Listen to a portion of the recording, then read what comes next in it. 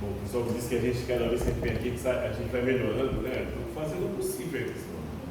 Estou tentando. Boa tarde para todo mundo. A Salete me colocou de livre e espontânea pressão para estar aqui hoje, para fazer essa palestra. Aí eu preparei tudo ontem à noite, não está decorado, vai ser meio tipo Faustão. Me perdoem aí, tomara que os nossos amigos nos ajudem da melhor forma possível. No dia 9, eu estarei aqui, estava previsto no dia 9, quando a gente vai falar sobre um outro tema que tem um pouco a ver com isso, que são exilados do planeta. Então, como exilados do planeta é o próximo tema, o tema anterior é tempo de evoluir.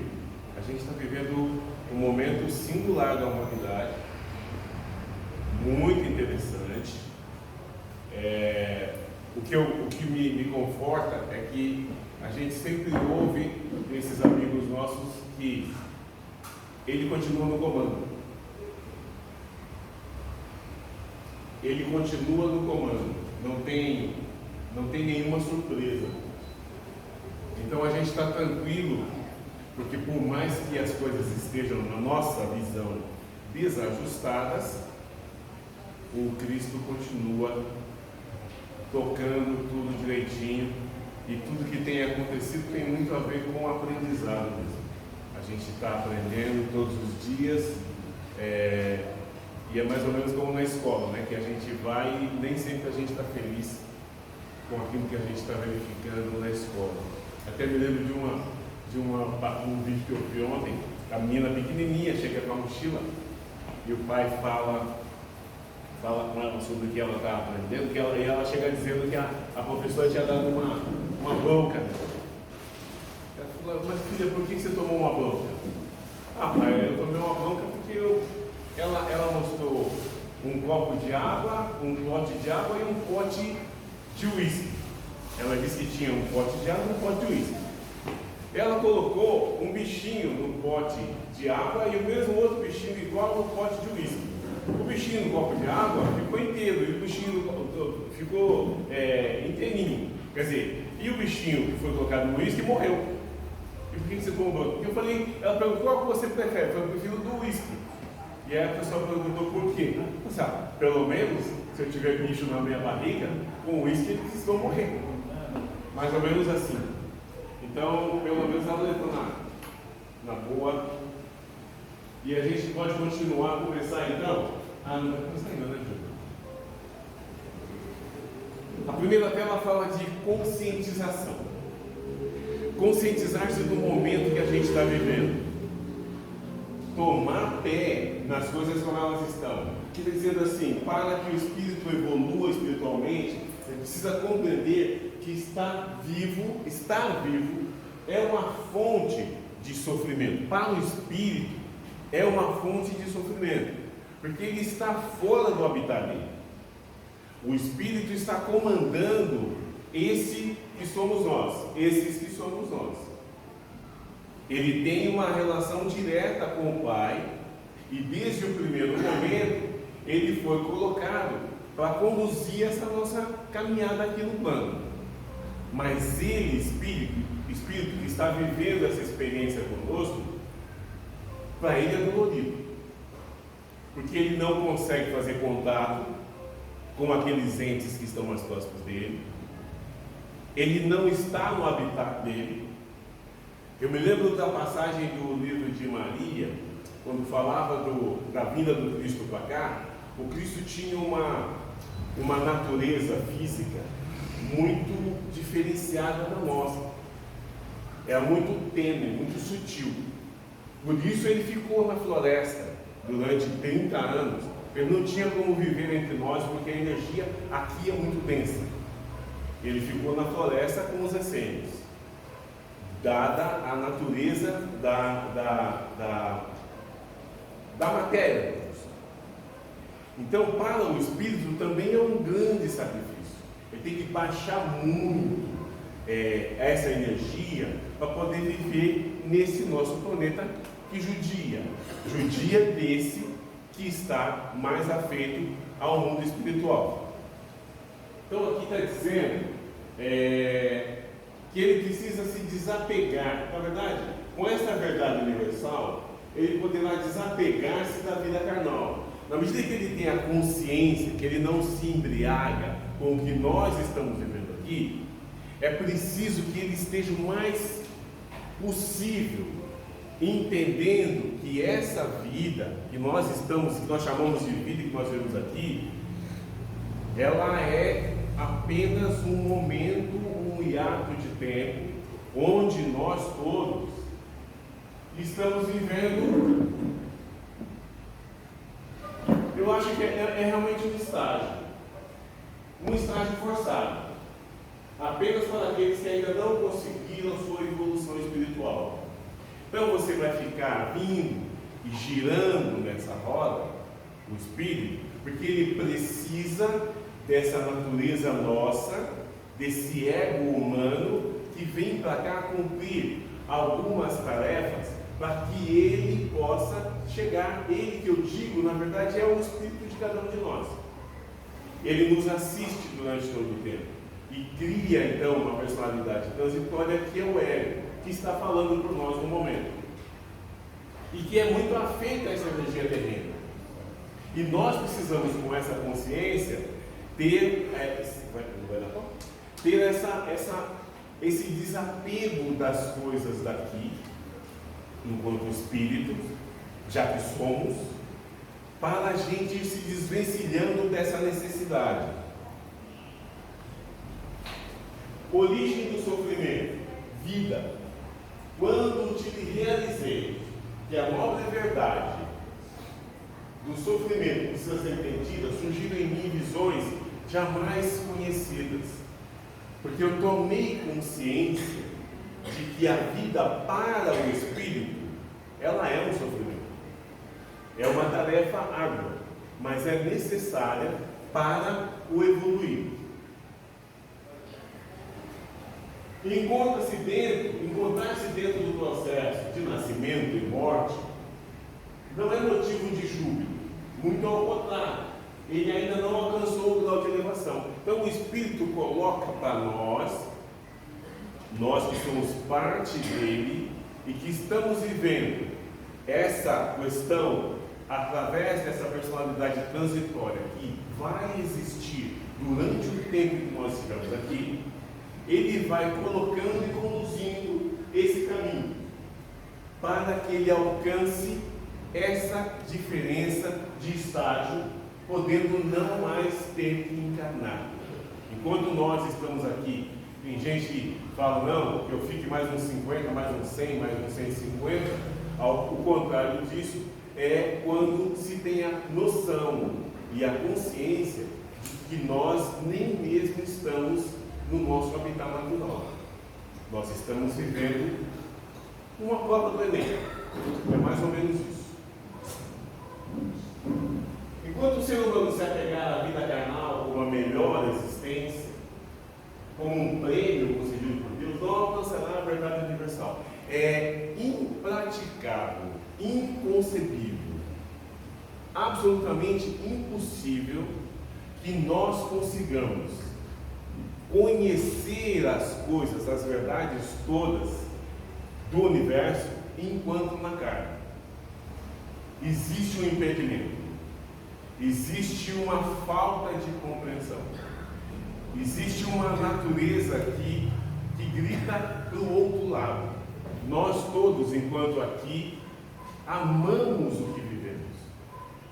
Eu tenho até um amigo que costuma dizer que o gostoso da vida são os sabores, né? Os sabores são incríveis, tanto que tem alguns que quando chegam lá do outro lado perguntam se não tem picanha, né? Se não tem um temperinho a mais para colocar, se tem uma sopa lá que serve que é horrível, né? Não tem gosto de nada, mas não tem picanha. Meu falecido pai costumava dizer, bom, se tiver brama eu estou feliz. Também parece que não tem nada disso. São as paixões que a gente abraça e muitos de nós não conseguem se desvencilhar saindo daqui. Sai normalmente xingando, revoltado, reclamando da vida. Ali é uma cena do exílio de Davi para demonstrar que, como exilado, para quem até a comunicação com seus entes queridos não é permitida. O Espírito, então, ele tem noção exata. Tem até um amigo espiritual que costuma dizer assim: filho, quando vocês estão dormindo, vocês estão vivos. Quando vocês acordam, vocês estão mortos. Porque quando a gente dorme, o Espírito se desvencilha da matéria e vai viver aquilo que é a realidade dele, com tudo que pode. E quando a gente acorda, a gente volta para esse mundo e se acha, né, o Batman, o Super-Homem, o Homem-Aranha, a Mulher Maravilha, como se isso fosse a coisa mais espetacular. Tem lá o seu. Tomara que a gente consiga realmente fazer isso. Já que estamos vivendo esse momento, vamos viver o melhor dele, mas que isso não seja tão apaixonante que nos prenda aqui como é sempre. Pelo fato da existência carnal alterar a própria personalidade do Espírito, ela cria um mundo fictício, que o Espírito precisa entender como tal, para não passar por isso novamente. Então, se ele conseguir, nessa conexão entre Espírito e ego que está vivendo aqui, nos passar essa consciência de que nós estamos vivendo um estágio, fica mais fácil. É bom que a gente se prepare. Não que a gente não, ninguém está pensando aqui em morrer, não é isso, até porque a morte não existe. Mas que essa consciência, ela ajuda no desapego no momento em que acontecer esse desenlace. Porque muitos acabam ficando, né? Eu tenho até uma historinha para contar para vocês. Então, ele diz que quem não tem dinheiro conta história, vai mais comigo. Eu tenho um amigo de longa data, ainda tem, mas ele fez a passagem. E ele tinha um apego muito grande para as coisas materiais, enorme. Tanto que o filho dele uma vez comentava com um amigo perto dele que ele havia conseguido uma casa, que Deus tinha dado para ele uma casa, o filho evangélico, dizendo: Jesus me concedeu uma casa. E o pai brigou com ele, porque ele disse: não foi Jesus, fui eu que dei a casa para ele. Ele está aqui agradecendo Jesus, falando para o amigo dele que foi Jesus. E esse meu amigo, ele fez a passagem de uma forma não muito legal, estava muito mal. E eis que de repente eu estou em casa velho e folgado, acho eu que estava acordado, não sei. E de repente ele entra pelo quarto e diz que veio me visitar. E eu já tinha consciência plena, eu estava na verdade naquele transe, né? E eu tinha consciência plena que ele já tinha passado. Mas não dava para falar para ele que ele poderia se assustar. Então eu deixei, ele foi chegando e falou: olha, eu queria um pouco de água, eu estou muito cansado. Eu falei: como é que está tudo lá em casa? Está bem, só que ninguém fala comigo. Eu estou lá e vou para um lado, vou para o outro, e ninguém fala comigo. Eu falei: mas é que o pessoal está meio desatento, você não liga para isso não. Ele falou: posso deitar um pouco para descansar? Eu falei: pode. Aí ele deitou, aí eu aproveitei para fazer as minhas orações, chamar tudo que podia, para dar uma força. Sabia eu que a esposa dele estava vivendo um momento difícil, ela está em depressão profunda, a filha com problemas também de saúde, e ele que não saía de lá. E ele ia sair daqui e ia voltar para lá. Aí era um sábado, e eu tinha que vir aqui na casa, já vim para casa, botei o nome de todo mundo ali e tal. E aí eu percebi que na semana seguinte a esposa dele já ligou, dizendo que estava sentindo uma certa melhora e tal. Mas é mais ou menos isso. O que a gente não pode porque a maioria das vezes você não percebe que foi embora e acaba ficando aqui. Então tomara que a gente fosse tomando essa consciência. Enquanto o espírito amar essa ficção, vida carnal, ele não encontrará a felicidade, porque a felicidade plena mesmo, ela é quando nós, ainda que aqui na carne, tomemos essa consciência de que o que a gente está vivendo são experiências, provas que nós combinamos com ele, que está tudo muito bem conduzido até o momento que chegar a hora de, que agora não tem nem ficha, né? Só dá um enter, né? E aí a gente vai embora. Mas enquanto isso, vamos viver essa realidade, esse momento. Para que o espírito, para o espírito cesse o sofrimento em sua existência, é preciso que ele entenda que a personalidade que ele vive, ela é fictícia. Ela é uma personalidade criada, é um ego que está aqui falando, né? E que não tem consciência plena de tudo que acontece. O espírito não é aquilo que ele imagina, porque quando ele se envolve, se embriaga com as coisas do dia a dia, né? Com as posses que nós sempre dizemos, que é tudo meu, não tem nada que não seja meu, né? E aí quando você, de repente, chega um momento de ir, você fala, como é que eu vou fazer com tudo isso?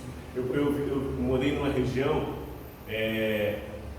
durante 3 anos, onde o pessoal que tinha posses exigia que a família, quando ele passasse, que deixasse ele mesmo ali nas terras dele. E eram muitos casos desses, que a pessoa acabava ficando na própria terra, porque não queria se desligar. Para acessar o sofrimento de nascer, ele precisa abrir mão de todos esses conceitos. O que ele imagina que é, para se tornar um espírito em processo de elevação. Nobre caminho. Abrir mão do seu desejo, das suas verdades, das suas vontades. Esse é o caminho para levar o espírito ao fim do ciclo de sofrimento, de ficar preso a essa roda de samsara, que é o nascer e voltar. E a propósito disso, dizem que aqueles de nós que está indo embora hoje não voltaria para esse planeta nas condições em que ele está. Está vivendo um outro momento, chegou a hora, nós escolhemos viver esse momento, e o planeta está num momento de evolução realmente, e a gente vai precisar tomar consciência de que nós estamos nesse momento, para não ficar preso nessa energia mais densa, ou ser levado, que tem uma Kombi também, que foi alugada, que está pegando uma galera, levando para uma área um pouco mais densa do que essa aqui. Nem sei se a Kombi tem gasolina, se tem ar-condicionado, não sei disso. A vida material não é independente da vida espiritual e precisa ser vivida como tal para que cesse o sofrimento desse, para o espírito, volto a dizer, o espírito ele está sofrendo nesse momento porque ele está longe do habitat dele. Todo pensamento deve conter os 3 pilares básicos: a alegria universal, a compaixão e a igualdade. Está muito rápido, esse silêncio de vocês, não tem ninguém com laranja aí, com ovo, nada disso, está legal, está dando para entender, tá bom? Para seguir, conseguir a compreensão correta, o pensamento correto, é necessário se vive o momento atual, ou seja, que não se deixe os conceitos anteriores interfiram nesse momento. Que se fala bastante é que chegou o momento, sobretudo nós que temos muita informação, de que a gente consiga, ainda que esteja vivendo na carne, ter a consciência, não é plena, mas ter consciência do que somos, do que fazemos, do que vivemos. E se a gente puder não espernear muito pelas coisas que nós entendemos que não são aquelas que nós queríamos, normalmente a gente queria que tudo fosse de acordo com a nossa vontade. Não é desse jeito. Mas tudo isso que não está sendo de acordo com a nossa vontade também tem a ver com o nosso adiantamento para que a gente melhore. E se a gente soubesse tudo que é bom, a gente não faria muita coisa. De posse de uma atenção correta, a vida será vivida com uma fala correta. Deus é causa primária de todas as coisas. Quando a gente toma essa consciência de que Ele é causa primária, que não existem acasos, que não tem, não existe, definitivamente não existe acaso. As coisas vão acontecendo numa sequência e a gente vai tomando pé a cada dia de que nós estamos aqui e, como diria Salomão, viver a vida não é exatamente isso. A gente vai permitir, o quanto mais possível, que o nosso Criador nos conduza no caminho mais correto, que a gente esperneie o menos possível, né? Viver esforçando-se no sentido de amar a Deus acima de todas as coisas e ao próximo como a si mesmo. A gente se embriaga com muita coisa. Eu sempre pontuo da seguinte forma: como na parábola dos talentos, todos nós recebemos talentos Mas esses talentos têm a ver conosco, com a nossa personalidade. Mas a gente acha que não. E a gente tem aquela coisa de vou dirigir e conduzir a vida do meu filho. Ele não é seu filho, ele é filho de Deus. Mas a gente, o pai, não, ele vai ter que fazer engenharia. Ele vai ter que tomar conta do que eu criei. Isso não é uma verdade. Não é exatamente assim. Nós não temos poder sobre os caminhos do filho, nós não temos poder sobre o caminho do marido, da esposa, nós não temos. Mais do que isso, nós viemos aqui para uma única coisa: aprender a se relacionar com Deus unitariamente. Eu tenho uma relação direta com Ele. Ele me colocou aqui para que eu me conduza por um determinado caminho. Ah, mas e como é que eu faço? Eu tenho que cuidar da minha mãe. Você pode cuidar, você não pode viver na vida dela. Ah, mas eu tenho um irmão que depende de mim. Trabalhe para que essa dependência diminua. Existe uma coisa chamada lei maior e justiça divina. Às vezes a gente tem alguém que está caído na rua e a gente se apieda dessa pessoa. Todos somos filhos de Deus. Por que é que existe essa diferença? E às vezes, na maioria das vezes, a gente quer tomar aquele problema para a gente. E a gente vai lá e abraça aquela pessoa, traz para dentro de casa. Não, ele vai morar aqui agora, vou dar roupa, vou dar tudo, e eu não vou deixar na rua porque eu sou espírita e eu tenho que fazer a minha parte. Acontece que existem formas de ajudar. É como ensinar a pescar. Pescar o peixe e dar na boca não é exatamente o melhor caminho. E se a lei maior estava agindo sobre essa pessoa, esse indivíduo, e nós interferimos no trajeto da lei maior para fazer que aquele indivíduo aprendesse, o que vai acontecer é que a lei vai se voltar contra nós. As nossas interpretações são muito errôneas. Outro dia me perguntaram quem foi o melhor e maior dos apóstolos. Caramba! O melhor e maior dos apóstolos? Isso! Quem foi o melhor e maior entre os apóstolos? Pedro? João, que ficou cuidando de Maria? Paulo, que veio depois? Foi Judas. Sem que Judas tivesse feito a parte dele, nada disso teria acontecido. Sem que Judas tivesse tomado aquela atitude, nós não estaríamos hoje, há mais de 2000 anos depois.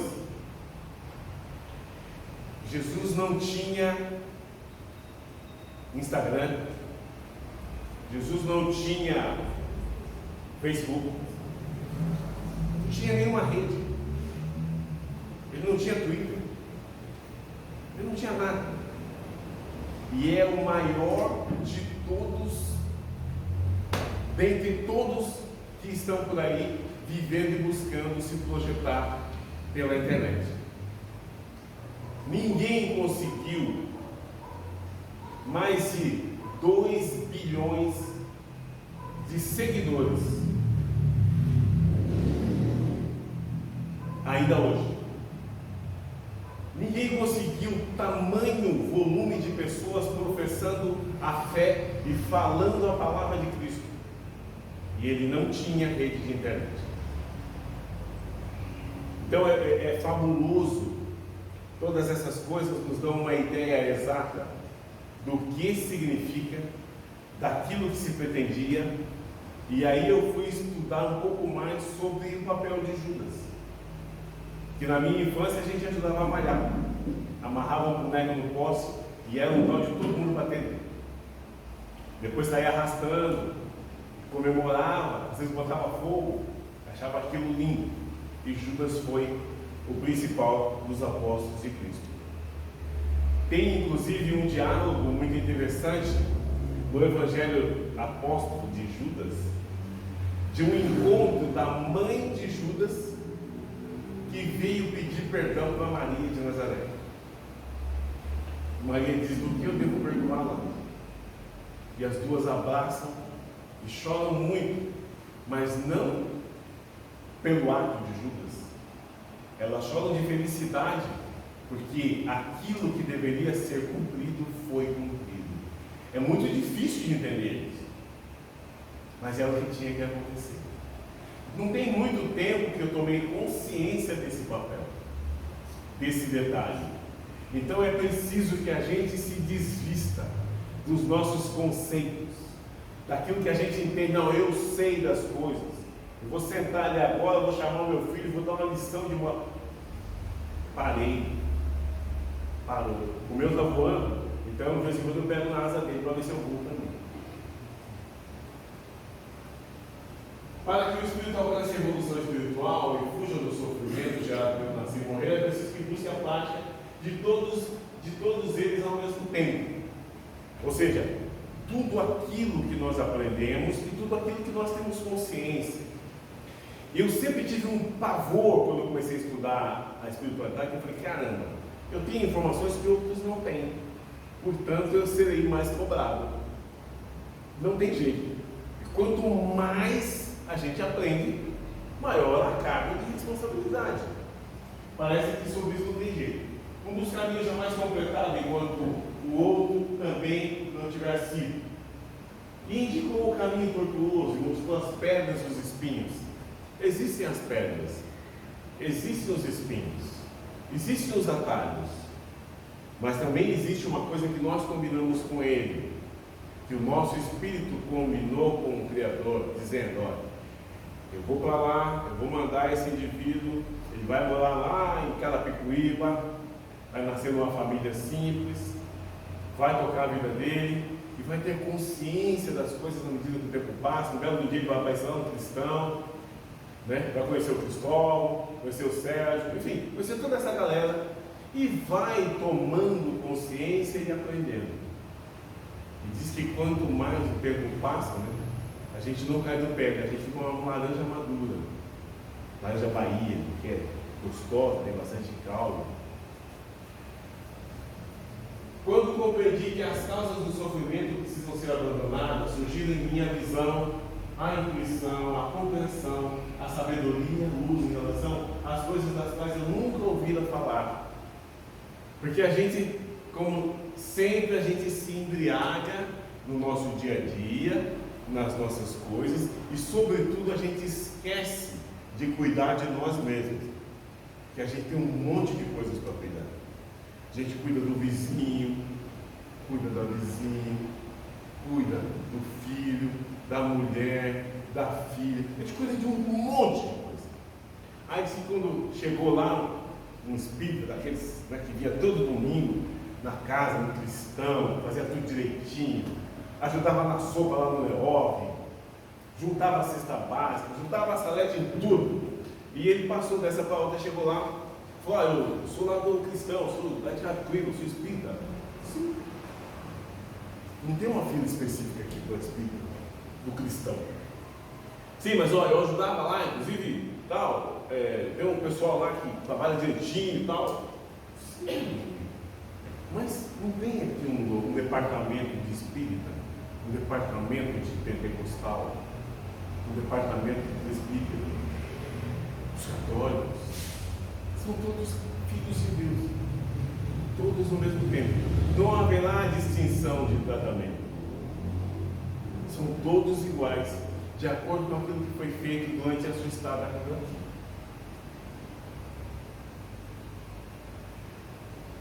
Abrir mão dos seus desejos, das suas verdades, das suas vontades, esse é um caminho que pode levar o espírito ao fim do ciclo de sofrimento desse nascer e morrer.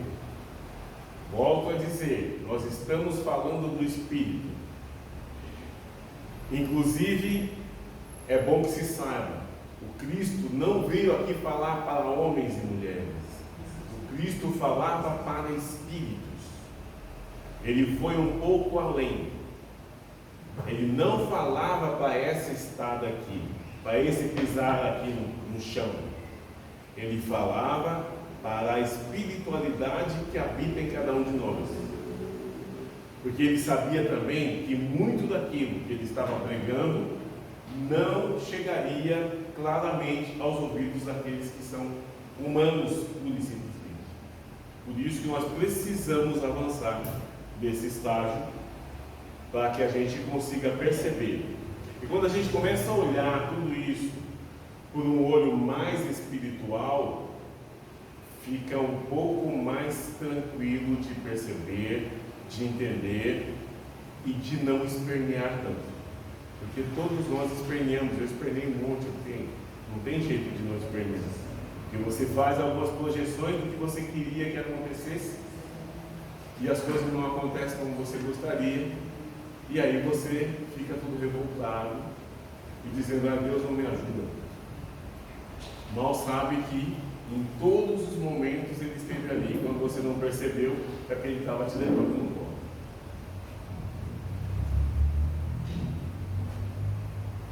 O caminho é chamado de o nobre caminho óptimo.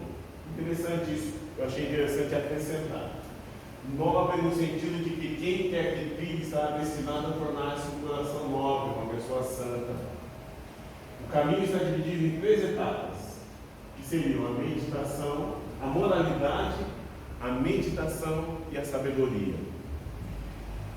Não tem muito tempo que eu vim praticando isso, porque quanto mais eu busco o meu interior, mais próximo eu fico da minha espiritualidade.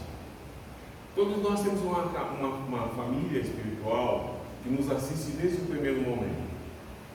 A gente não liga muito, não ouve muito, não presta muita atenção. Eu tinha uma dificuldade enorme. Quando eu comecei nessa casa aqui, lá pelos idos de 95, era uma criança. E eu nunca havia tido uma experiência de incorporação. E aí falava: vocês vão para a mesa hoje? Ah, meu Deus do céu, vai aparecer uns espíritos lá, eu vou sair correndo, vou ficar perto da porta. Porque eu já falava para mim como é que é isso, né? Meu tio estava aqui na casa: não, vamos lá, vocês vão para a mesa hoje e tal. Eu fui naquela de deixem todo mundo na frente, eu fico bem perto da porta. E aí eu me lembro de uma colega que estava do meu lado, e ela falou: ó, você está com uma energia aí. Estou sentindo nada. Você está com uma energia aí. Eu não estou. Tem que ser tomado, mano. Tem que chegar aqui, me tomar totalmente.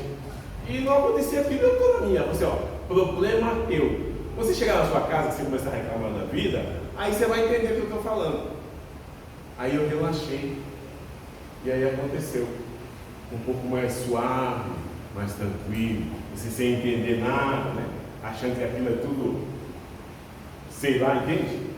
Mas comecei a compreender e entender a partir desse momento, que é sutil, eles respeitam a nossa individualidade, permitem que aconteçam as coisas, e tem muito a ver com a posição, o jeito, a forma do próprio médium. Vencer o mundo. Isso é uma fala do próprio Cristo. E ele veio para vencer o mundo. O que é vencer o mundo? É vencer o ego. É vencer todas essas paixões. É vencer o gostar da picanha. Difícil, né? Mas é você perceber as coisas desse plano, entendendo que você está transitoriamente aqui, e que não necessariamente quando for para o outro lado você vai ter todas essas coisas que nesse momento são lindas, maravilhosas, né? Mas não é exatamente o que iremos viver, ou de onde viemos, para onde iremos. São 4 nobres verdades. No seu primeiro discurso, rodando a roda do Dharma, depois de avançar a elevação, assim concluímos: 4 nobres verdades da vida na carne. A primeira nobre verdade é a existência do sofrimento. Não há como. O espírito sofre na medida em que ele está longe de casa, fora do seu habitat. Então ele vai sentir essa diferença. A segunda nobre verdade versa sobre o surgimento do sofrimento. Ele surge quanto mais nós resistimos à nossa essência divina, que é espiritual, e a gente acha que não, que a gente é humano vivendo uma experiência, né? Você diz, agora eu vou lá no cristão, eu vou me espiritualizar. Não, você se espiritualiza o tempo todo. Você está em contato o tempo todo. Ele está em contato contigo e você com ele. São unos, uma única coisa. Foi difícil para o Cristo? Foi. Por isso foram apenas 3 anos. E foram 3 anos em que foram os mais difíceis de toda a estada dele. Porque a energia do nosso plano é muito densa para quem possuía uma natureza tão tênue, tão santificada, né? Tão leve como a dele. Terceira nobre verdade é a cessação da produção de sofrimento. Eu deixo de produzir o sofrimento quando eu entendo, compreendo que eu sou parte de uma história, eu sou um personagem vivendo uma história ditada pelo meu espírito junto ao Criador. E que nada é muito maiusculamente terrível, que é preciso que eu faça tudo o que me for possível, mas nunca me esqueça que se o rio segue para lá, eu me deixe levar pelo rio. Não se está dizendo aqui que nós vamos ficar contemplando a vida, mas tem insistências nossas que a gente percebe claramente que não tem sentido. Você insiste uma, insiste duas, insiste 3, que tem que ser, e tudo está dizendo, olha, não é bem assim. Tenha calma, espere mais um pouco, talvez não seja esse o momento. E quando a gente se deixa levar, as coisas acontecem com mais propriedade. A quarta verdade é o caminho que conduz à abstenção das coisas que geram sofrimento. Quando eu começo isso não é meu, a mulher não é minha, o marido não é meu, é um estágio, é um momento, eu vou viver um momento e nada mais do que isso. Eu tenho que cuidar do meu adiantamento, da minha relação com Deus, porque senão eu não consigo praticar o primeiro dos mandamentos. Amarás o Senhor seu Deus acima de todas as outras coisas. Porque a gente acaba colocando algumas coisas na frente de tudo isso. E aí a gente não consegue, nesse relacionamento, se sobressair e aqueles talentos que recebemos, a gente acaba brincando com eles e não fazendo deles aquilo que foi colocado para nós. E a pergunta quando você chega lá do outro lado é: o que você fez dos seus talentos? E alguns de nós vai querer justificar: eu até sei dos talentos que você está falando aí, mas ó, eu tinha uma mulher muito problemática. Eu tinha um marido que era um dado. Eu tinha cuidado do meu filho, que tinha muito. Olha, vamos começar de novo? Eu quero saber o que você fez dos seus talentos para com você. Sim, mas é que eu tinha um cachorrinho. Esse normalmente é mandado para aquela fila. Entra naquela fila ali, espera um pouquinho, que a gente vai ter que ter uma outra conversa. Porque a gente começa a encontrar, a gente terceiriza. Tudo a gente acaba terceirizando. O problema que foi criado, que está me dando uma vicissitude, não fui eu que criei. Foi porque o outro, e a gente nunca assume nada do que é fundamentalmente importante. Aí tem os 8 caminhos corretos que a gente descobriu só como um orientador, para que a gente pudesse se orientar em todos os sentidos, porque a gente esquece dessa orientação. É o método de 8 etapas criados para conduzir os seres em evolução até a sua iluminação espiritual. É simbolizado pela roda de 8 raios. Só para que a gente tenha uma espécie de uma cartilha, tipo aquela caminho suave.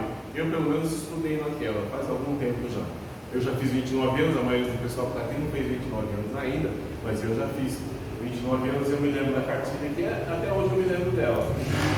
E esse estudo é fundamental para que a gente consiga se envolver, né? Seria a compreensão do momento que eu estou vivendo, ou fazendo no sentido horário, o pensamento correto, porque eu preciso cuidar dos meus pensamentos.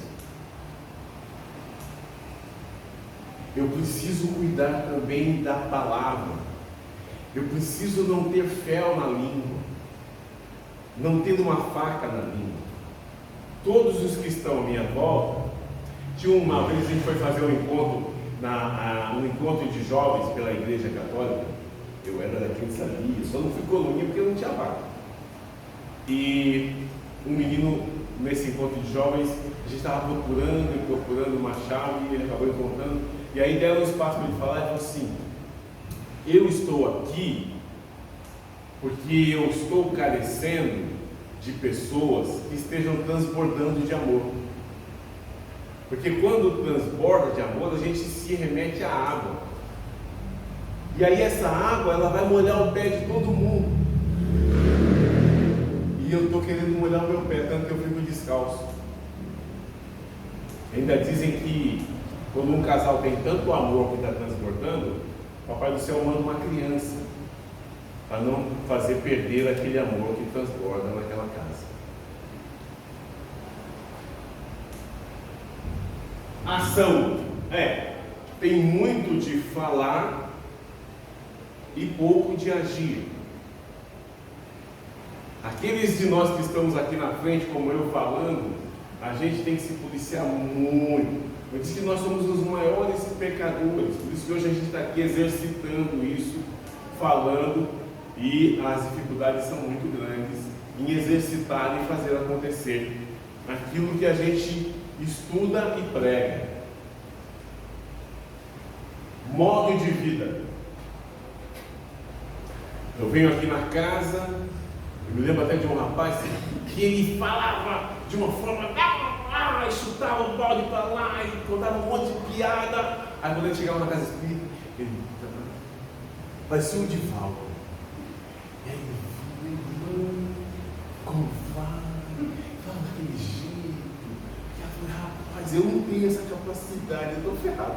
E ele disse: não, e aí irmã, abraçava. Eu falei: mas ele vive assim lá fora. Aí, na hora de sair, já saía chutando o cachorro ali na porta. Na verdade, a gente tem que viver essa espiritualidade 24 horas por dia, senão escapam as coisas. Claro que aqui, nesse contexto, não tem nenhum de nós aqui que saia fazendo isso. Nenhum. Todo mundo já está cumprido. Você percebe nos olhares, pessoal muito acordado, gente muito boa, né? Olha lá, o Cristo fica mais bom. Modo de vida, então, esforço. É preciso que eu me esforce para conseguir as coisas. Eu tenho que me esforçar, porque muitas das coisas que eu preciso, que eu tenho consciência que eu tenho que fazer, elas são diferentes da minha natureza de ser. Então eu tenho que me esforçar nas relações, né? Eu tenho que me esforçar com tudo que eu já aprendi, em praticar essas coisas, o Evangelho, pelo menos um salmo pela manhã, né? Pulei da cama e já saí, então, porque hoje eu me lembro de uma vez que eu morava lá em Fortaleza, e eu saí, porque eu tenho que ir, que agora, e a dona Encrenca falou assim: olha, tem alguma coisa com você aí, espera um pouco. Não, porque eu estou atrasado. O que aconteceu? Chegou no elevador, tive que voltar. E o elevador começou a tremer. Falei: se alguém entrar aqui vai ser difícil. Aí eu voltei para casa, aí fiz o que tinha que fazer, e aí sai depois. Isso é coisa de médium incompetente. Atenção correta. Atenção correta. Percepção das coisas. Perceber o que está sendo dito, perceber a energia, perceber quem estamos levando para a nossa casa, quais as energias que estamos levando para a nossa casa. Perceber, sobretudo, aqueles que estão mais próximos. Se não tem ninguém, entrando em parafuso, e a gente se diz, não, eu sou espírito, eu vou na casa, eu cuido disso, eu cuido daquilo, eu cuido, está aí lá em casa, como é que está? Ah, a pessoa não tem. Perceber aqueles mais próximos, inclusive, que são a nossa tarefa maior. E a atenção. Tomar atenção em tudo. Tomar atenção nos sonhos, que eles nos fazem muita coisa. Tomar atenção no amanhecer, como é que eu estou indo dormir. Se eu não comi uma feijoada às 10 da noite, 10h05 eu fui deitar, vai dar problema.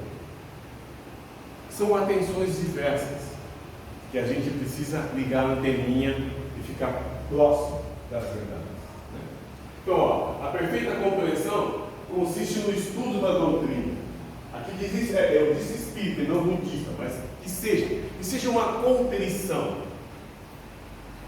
A perfeita aspiração, nós temos que adquirir firme intenção de perseverar no caminho cristão até alcançar a iluminação espiritual. Atalho é mais fácil de tomar, então a gente acaba tomando atalhos. A perfeita fala, o praticante deve falar de um modo agradável, verdadeiro, cortês e tranquilo. Às vezes, você está numa casa como essa e chega uma pessoa com um problema enorme, ela só precisa de uma atenção, às vezes só falar o que ela estava sentindo, desabafar. E a gente está tão naquele ritmo acelerado que a gente não dá a atenção devida.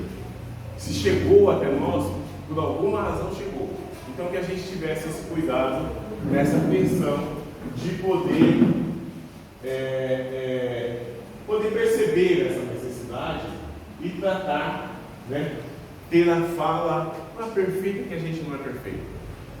Mas ao longo do caminho, muitas vezes tem pessoas, os mais próximos, e às vezes até uns não tanto, que chegam até a gente para passar alguma informação, para falar de uma angústia, para falar de um problema, e a gente não percebe.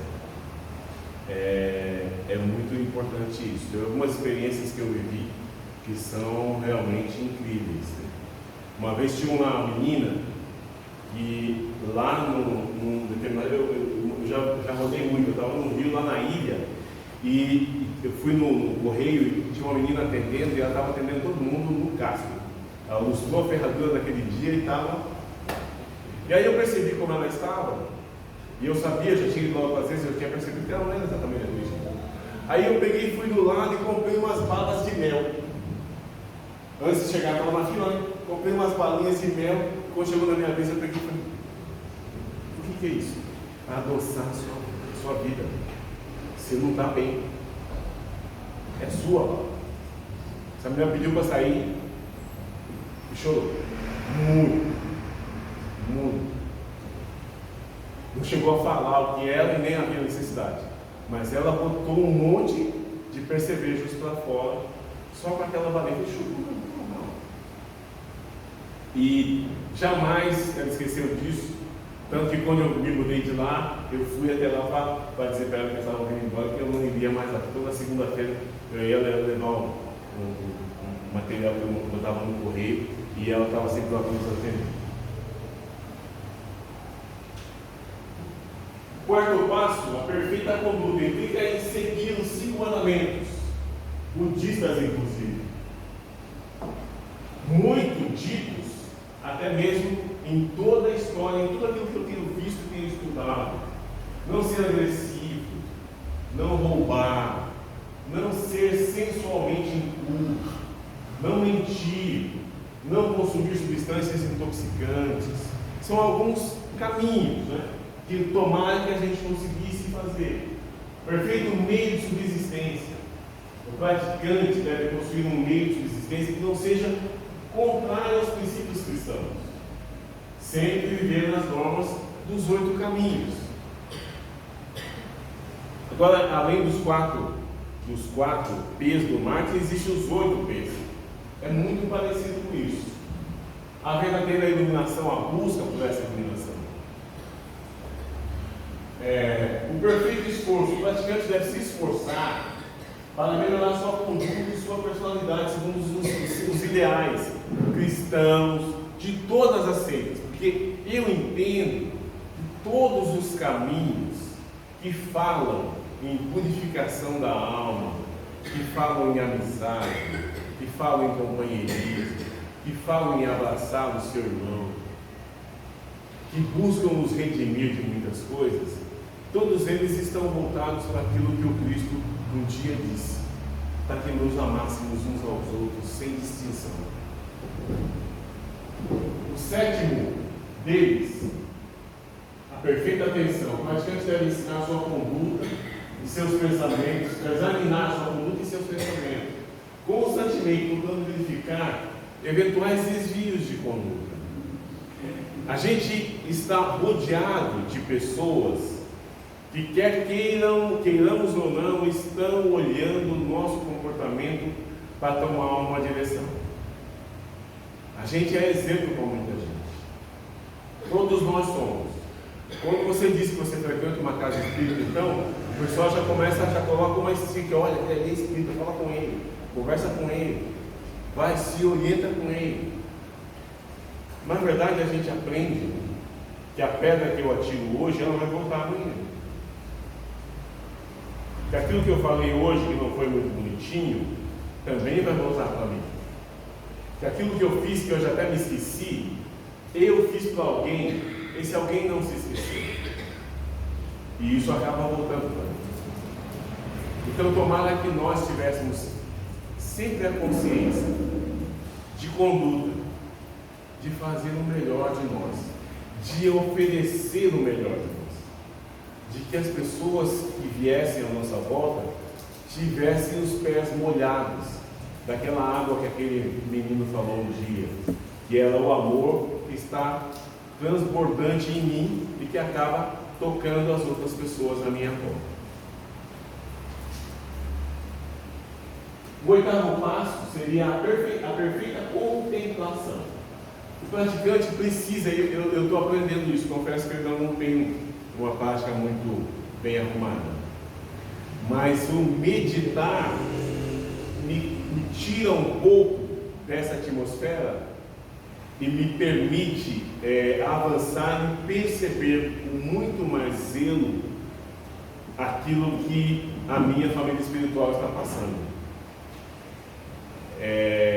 E antes de dormir, falar comigo mesmo, né?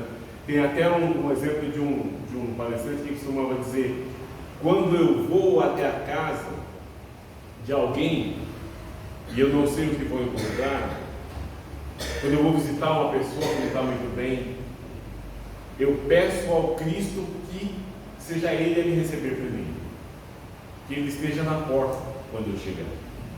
E quando eu chego, eu cumprimento e agradeço ao Cristo.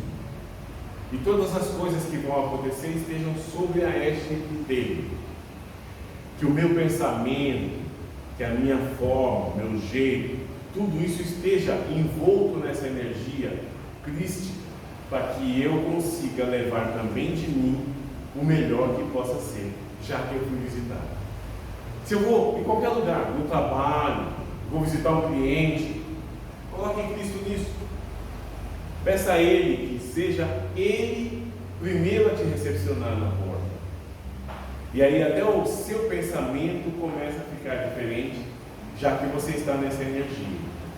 E as coisas todas vão acontecendo muito em razão e em função dessa energia que você está emitindo. O praticante então deve meditar frequentemente sobre os ensinamentos recebidos. É preciso meditar sobre os ensinamentos para que a gente consiga praticá-los, para que eles não fiquem só no livro. Tem até uma coisa que eu ouvi outro dia lá em casa, que muitos dos livros que nós já vimos e que a gente ficou de cabelo em pé, aquelas coisas todas que estão acontecendo nos livros, já não estão só nos livros. Nós estamos vivendo muitas delas. E nós escolhemos viver esse momento e viemos para cá, nascemos nas últimas décadas para estar exatamente nesse momento que a humanidade passa pela maior transformação já vista nesse planeta. E se nós estamos aqui, é porque nós estamos prontos e nós podemos fazer muito mais do que só isso que estamos fazendo. Esse é o recado, tomara que eu tenha conseguido passar o mais possível, daquilo que ontem mesmo, porque isso tudo foi preparado ontem, eu estava viajando a semana inteira, e a Sarete até me disse, olha, faz aquela que você fez outra vez, falando de Maria, mas eu gosto de falar de Maria no Dia das Mães. E como não era Dia das Mães, eu queria falar sobre alguma outra coisa, que é até uma preparação, porque no dia 9 eu volto aqui de Livros contra a Pressão, para falar sobre exilados do planeta. E não é de capela. Muito obrigado a todos vocês. Eu costumo dizer que tomara que nós possamos sair daqui melhor do que chegamos. Esse é o objetivo. Que a gente consiga voltar para casa com alguma bagagem que seja muito melhor do que quando nós viemos. Que toda essa atmosfera que foi preparada para que cada um de nós estivesse aqui, que ela efetivamente se faça presente entre nós, que nos traga uma atmosfera muito gostosa, que a gente volte agora e consiga molhar os pés, mesmo desde aqui da casa, aí chegando em casa também, que a gente molhe os pés daqueles nossos mais próximos, com esse amor que o Cristo nos ensinou e que até hoje a gente não sabe como é que é. Mas Ele está presente e Ele nos ajuda. E para concluir então, o pessoal começou falando sobre o Pai Nosso, eu termino com uma Ave Maria cheia de graças. O Senhor é convosco, bendita sois entre as mulheres. Bendito é o fruto do vosso ventre, Jesus. Santa Maria, Mãe de Jesus, rogai por nós, pecadores, agora e na hora da nossa passagem. Que assim seja, graças a Deus. Um bom final de domingo para todo mundo.